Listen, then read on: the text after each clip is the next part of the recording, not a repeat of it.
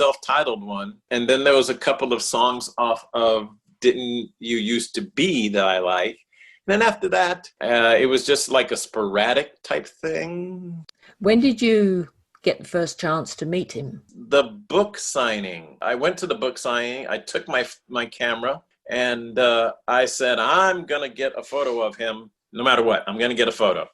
And of course, while you're standing in line, they're like saying, no photos, we don't have time for photos and things like that. I said, I'm going to get a photo. And so here, let me show you this. Let me show you this. I have the photo. Let me see if I can show it to you. Oh yeah. Oh, hang on. That's a lovely picture. Oh, yeah. I have this hanging above my desk. Great. And it was just and I was the only one that was able to get a photo with David that day. Wow. Wow. And it was spectacular. And then I met him at Tower Records when he was promoting the 1990 the self-titled CD. Mm. And then I met him for, oh my goodness, what album was that? Then and Now, I think. Yeah. I got that, and I also have that autographed by Mike Melvoin, because Mike Melvoin did a concert at a local jazz club in Los Angeles, and I went to the show. And after the show, he's hanging out, talking, and I knew that I brought the CD with me on purpose for him to autograph. So on the CD, I've got Mike's autograph and David's autograph, and it was spectacular. Mike was surprised. He looked at the album and he recalled, producing the album and the time that he had on it. And he said, my favorite song that we recorded was On Broadway. And I said, On Broadway?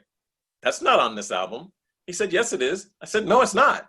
And so he flipped it over and he went, huh, it's not on here. I'm like, I already told you it's not on there. But now that he, since he mentioned it, I'm like, man, I'd like to hear that. So yeah. It's somewhere. So it exists somewhere. Do you think there is a missing back catalogue somewhere that none of us have heard? Oh, absolutely. Absolutely. There's yes. There's probably lots of demos, and there's probably absolutely a lot of completed songs that just didn't make it on, just by the nature of albums.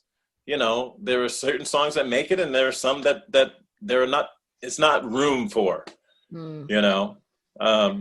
The one thing that I had always wished that David had done was to make a double album, double CD, where he can just pile on the songs. How important is it to his legacy that we as lifelong fans and people generally get those songs released that completely encompasses everything he ever did? That would be an ideal situation, because most artists do get that at some point in time. Elvis got that. Rod Stewart's done a couple of them. Elton John has done a couple of them. David Bowie absolutely have done them. It's time for a box set of David Cassidy, and while I'm at it, is also time for a box set of George Michael. I would like to think that George invited David to sing on some of his songs. I don't think that's a reality, but I would like to think that. There's a question that I always wanted to ask David, and every time that I was with him, I would forget to ask him the question.